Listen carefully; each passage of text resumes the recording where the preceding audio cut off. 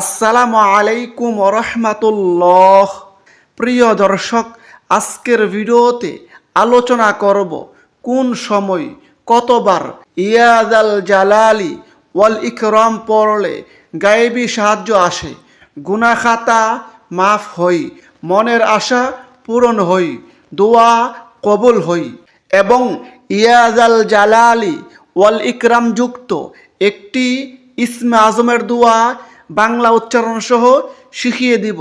সেই সাথে ফজিলত সম্পর্কে আলোচনা করব। সুতরাং গুরুত্বপূর্ণ ভিডিওটি না টেনে সম্পূর্ণ দেখুন এবং উপকারী মনে হলে অবশ্যই প্রিয়জনের কাছে শেয়ার করুন। আর আপনি যদি আমাদের চ্যানেলের নতুন দর্শক হয়ে থাকেন তাহলে চ্যানেলটি সাবস্ক্রাইব করে পাশের বেল আইকনটি অল নোটিফিকেশন করে রাখুন। দর্শক, আমরা জানি আল্লাহ তাআলার ৯৯টি গুণবাচক নাম রয়েছে। সেগুলোর মধ্যে একটি নাম হচ্ছে জুল জালালি ওয়াল ইকরাম। এটি ইসমে আজম বা বড় নাম।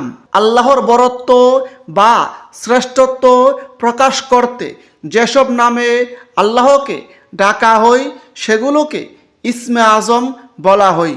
আল্লাহর এই নামটি পবিত্র কোরআনে দুবার এসেছে। জুল জালালি ওয়াল ইকরাম মহান আল্লাহ তাআলার গুণবাচক নামগুলোর মধ্যে অন্যতম একটি নাম। আল্লাহকে ডাকার সময় এই নামের শুরুতে ইয়া শব্দ যুক্ত করে বলা হয় ইয়াদাল জালালি ওয়াল ইকরাম।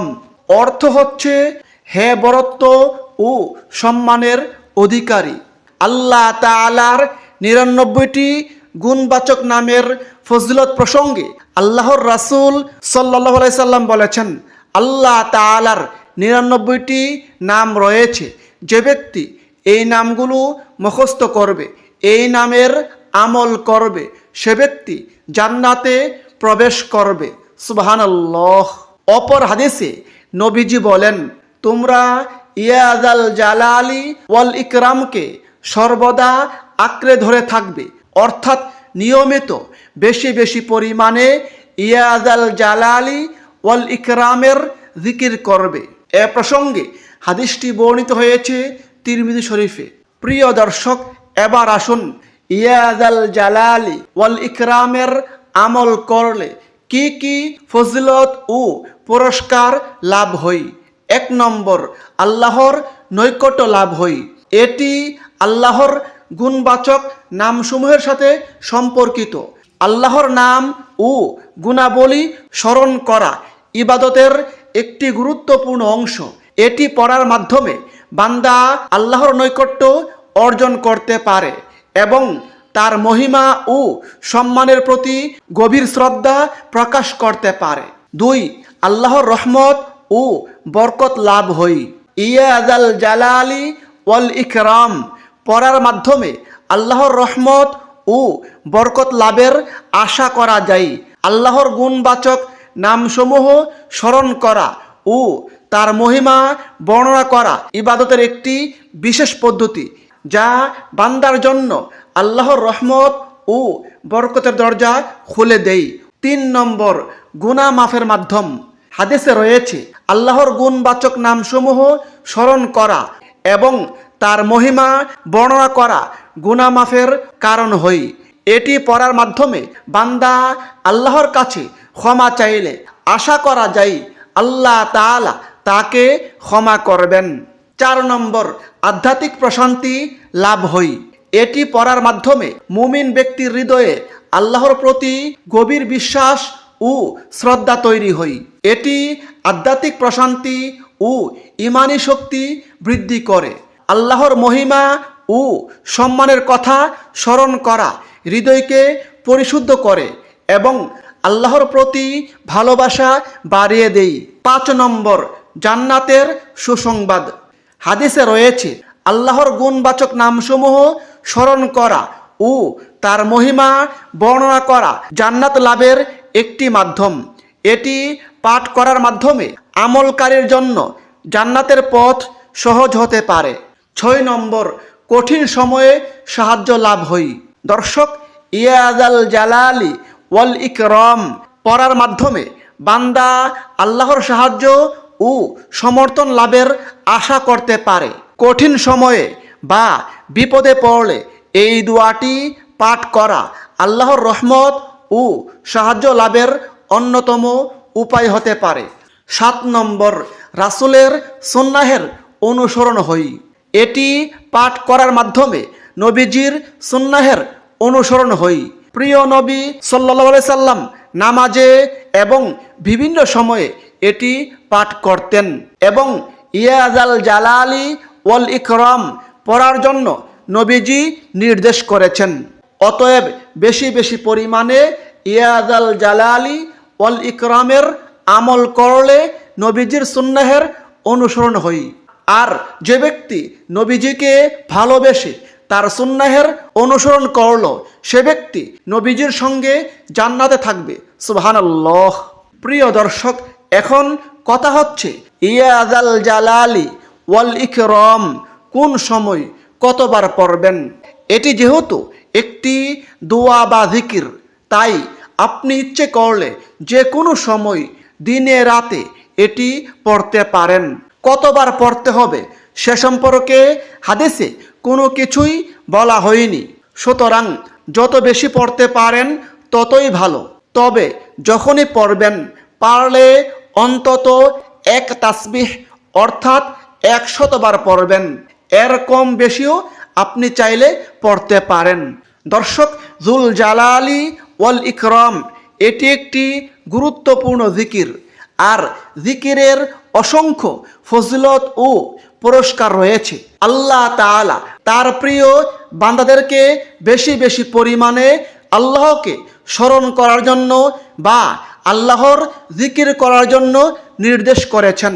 এ প্রসঙ্গে আল্লাহ তাআলা বলেন, হে ঈমানদারগণ, তোমরা আল্লাহকে অধিক পরিমাণে স্মরণ করো এবং সকাল সন্ধ্যায় তার পবিত্রতা ঘোষণা করো। সূরা আহজাব আয়াত 41-42। আল্লাহ তাআলা পবিত্র কুরআনের অন্য স্থানে বলেন, হে মুমিনগণ, তোমরা যখন কোনো দলের মোকাবেলা করবে তখন অবিচলিত থাকবে এবং আল্লাহকে বেশি বেশি স্মরণ করবে যাতে সফলতা অর্জন করো।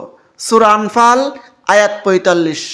দর্শক, শয়তান মানুষকে পাপ কাজে লিপ্ত করে, আর পাপের কারণে মানুষের অন্তরে মরিচিকা সৃষ্টি হয় এবং এই মরিচিকা দূর হয় জিকিরের মাধ্যমে। এ প্রসঙ্গে নবীজি বলেন, প্রত্যেক বস্তু পরিষ্কার করার উপকরণ আছে, আর অন্তরের ময়লা অর্থাৎ অন্তরের মরিচা পরিষ্কার করার উপকরণ হলো আল্লাহর জিকির। সুবহানাল্লাহ। তাছাড়া জিকিরকে বলা হয় সব ইবাদতের রূহ। যারা আল্লাহকে স্মরণ করে এবং যারা আল্লাহকে স্মরণ করে না, তাদেরকে জীবিত ও মৃত ব্যক্তির সঙ্গে তুলনা করেছেন স্বয়ং নবী করিম সাল্লাল্লাহু আলাইহি সাল্লাম। এ প্রসঙ্গে হাদিসে রয়েছে, হযরত আবু মুসা আশআরী রাদিয়াল্লাহু আনহু বলেন, নবীজি বলেছেন, যারা আল্লাহর জিকির করে এবং যারা আল্লাহর জিকির করে না, তাদের দৃষ্টান্ত হচ্ছে জীবিত ও মৃতের মতো। সহিহ বুখারী হাদিস নম্বর 6407।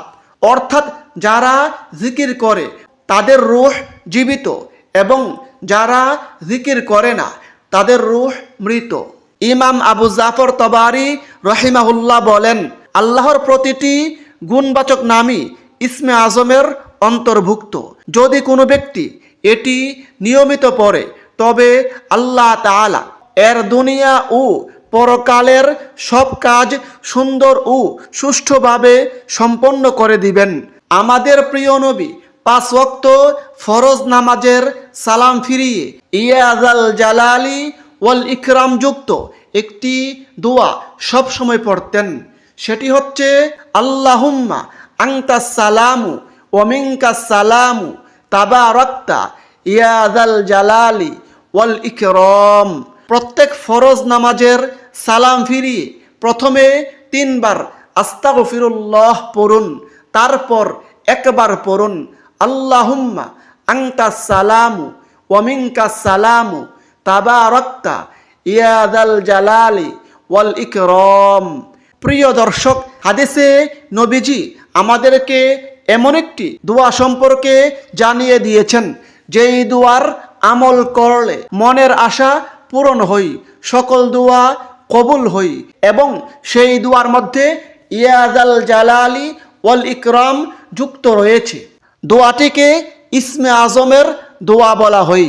দোয়াটি হচ্ছে আল্লাহুম্মা ইন্নি আসআলুকা বিআন্না লাকাল হামদু লা ইলাহা ইল্লা আনতাল মান্নানু বাদিউস সামাওয়াতি ওয়াল আরদি ইয়া যাল জালালি ওয়াল ইকরাম ইয়া হাইয়্যু ইয়া কাইয়্যুম।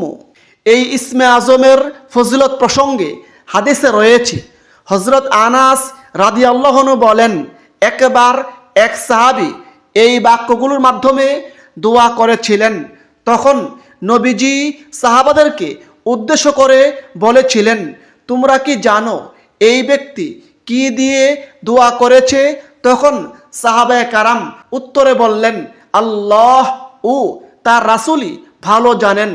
তারপর নবীজি বললেন, এই ব্যক্তি ইসমে আজম দিয়ে দোয়া করেছে, যার মাধ্যমে দোয়া করলে আল্লাহ তাআলা বান্দার দোয়া কবুল করেন, যার মাধ্যমে আল্লাহ তাআলার কাছে কোনো কিছু প্রার্থনা করলে আল্লাহ তাআলা তা দিয়ে থাকেন। সুবহানাল্লাহ। অর্থাৎ এই ইসমে আজমের মাধ্যমে আল্লাহ তাআলার কাছে কোনো কিছু প্রার্থনা করলে আল্লাহ তাআলা বান্দার মনের আশা পূরণ করেন, সকল দোয়া কবুল করেন। মহান আল্লাহ তাআলা আমাদের সকলকে বেশি বেশি পরিমাণে ইয়া যাল জালালি ওয়াল ইকরাম এবং ইসমে আজমের আমল করার তৌফিক দান করুন। আমিন। আসসালামু আলাইকুম ওয়া রাহমাতুল্লাহ।